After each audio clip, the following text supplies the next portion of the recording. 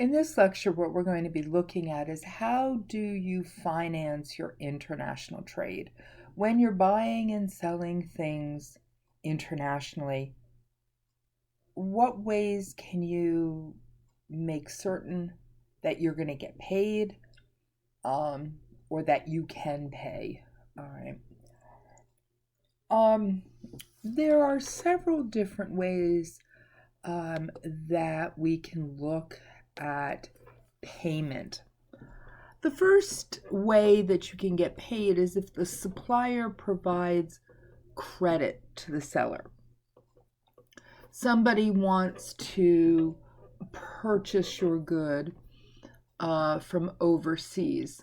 You can supply them credit. You can tell them, okay, we'll give you 30, 60, 90 days to pay. You can give them credit in that fashion. You could, and this type of payment is typical. You're going to extend it to companies you know how well they pay. You may at first, if it's a new customer, this may not be a way that you want to do payment. If you don't know them, if you have a question about how reliable they're going to be, you may want prepayment. You want them to pay before you make the good or you ship the good. We could use letters of credit, which would require a bank to put up the funds. Letters of credit allow you to shift credit worthiness, because with a letter of credit, basically what happens is the bank says, we know this company, we believe in their credit worthiness. If they don't pay, we'll pay. You could look at a draft or a bill of exchange in which the bank acts as an intermediary. The bank will release funds to the seller once certain pieces of documentation are provided. It could be documents against payments. It could be documents against acceptance, meaning once the documents get to the bank, then they'll pay. Once documents are accepted, sometimes it's documents, sometimes it's goods. There's different options here. We'll go into these. You can do something on consignment. I will sell your good, but I'm not going to pay you until somebody else buys it from me. There's all sorts of types of payment methods.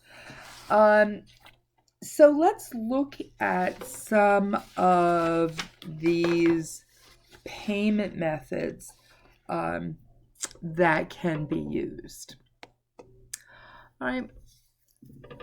We could have accounts receiving or receivable financing. Here's where a bank provides a loan to an exporter, and it's secured by your accounts payable. Excuse me. You prove you've got money coming in. That, you may have a cash flow issue here. The exporter says, okay, if the company doesn't pay, we've got this receivable coming in. All right.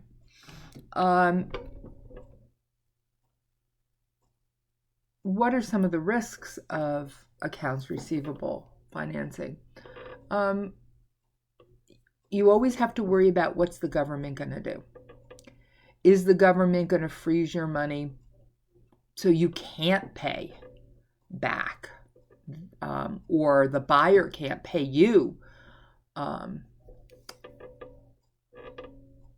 The advantage is that by doing this, the bank has already paid the supplier. And so now the bank is on the hook for getting the money either from the supplier or from the buyer.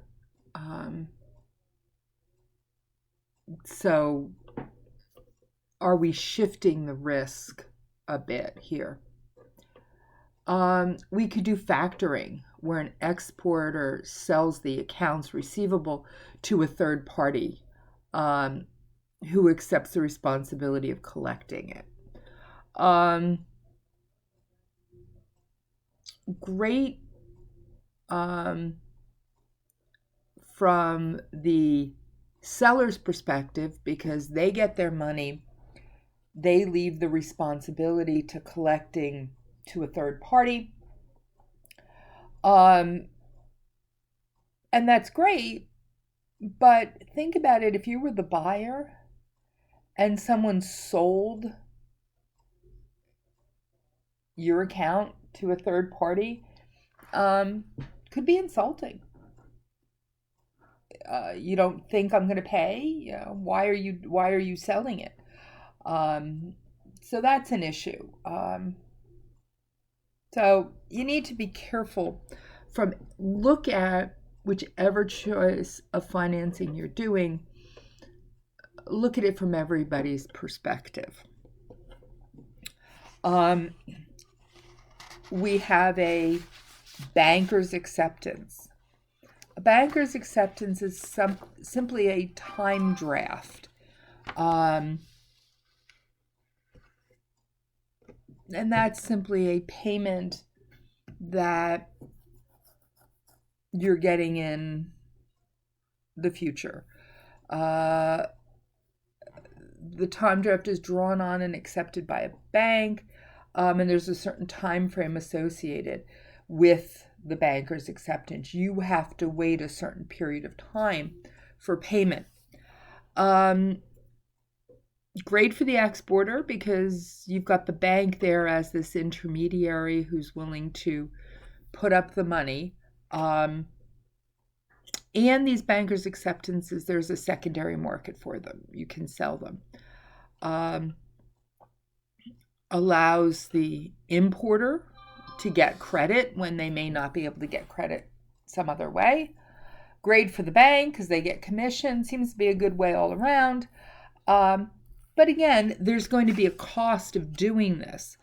So be careful when you're talking to a bank about doing this. What's the commission? Are you losing money because you have to pay the commission to do the banker's acceptance?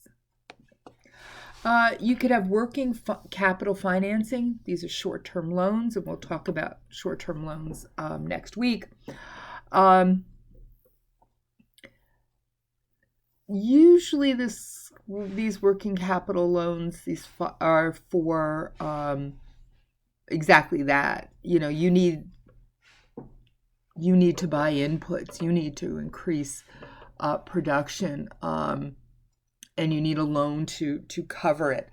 Again, these tend to be short-term things. Short-term, again, remember, is anything less than a year. If you need something more long-term, you're talking about forfeiting. And here's where you give a promissory note. And remember, promissory note is simply a promise to repay. Usually for a time period of 3 to 7 years, and for more than $500,000.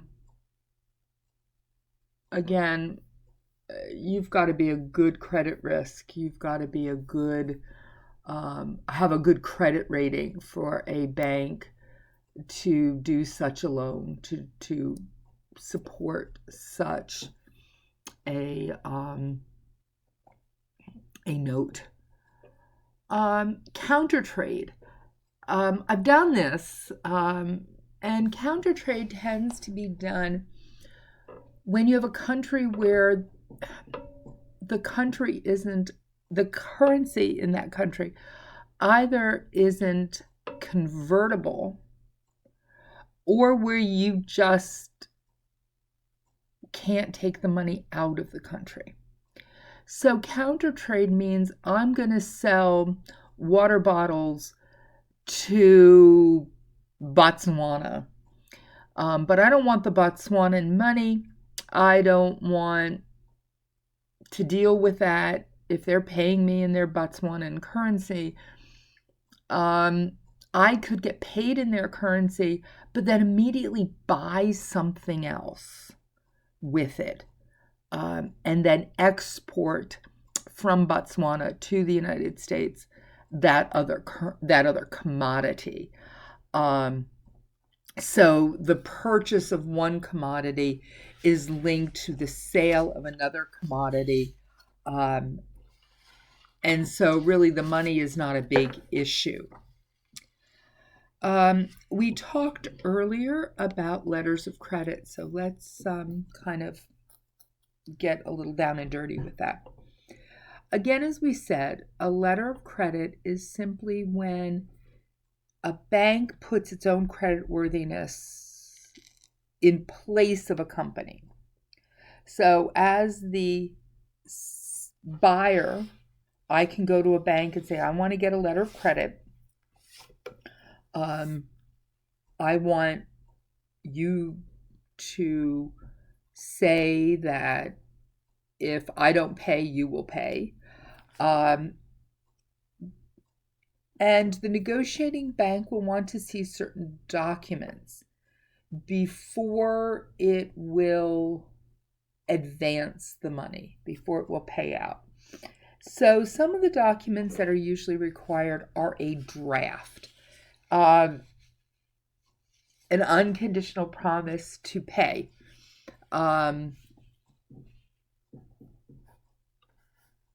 You may need a bill of lading, which is simply a receipt for shipment. The bill of lading usually indicates who's buying, who's selling, what exactly is being sold. You know, when you get a package from Amazon and there's that that slip of paper in there that says what you bought, how much it costs, all of that. That's a type of a bill of lading. All right. A bill of lading will also indicate when title to the good is transferred, who gains ownership. Now, that may seem a little ridiculous, but when you're shipping things internationally, where title changes hand is important, because if something happens to the shipment, who's the rightful owner of it, right? If I'm selling you a good and you take title of it when you put it on your shipping container at my facility, then anything that happens during shipping is your problem, not mine. So where title changes is incredibly, incredibly important. You may have an invoice, a commercial invoice. That again will describe the merchandise that is sold. International trade has always been vital to the United States. So we have several institutions, the Exim Bank, which is the Export-Import Bank, the Private Export Funding Corp, and the Overseas Private Investment Corporation. All of these are national organizations, government organizations that help with international trade, either financing for U.S. companies or helping foreign companies buy U.S. goods. So if you're into international trade, take a look at some of these institutions and to see what specifically they will help you out to do.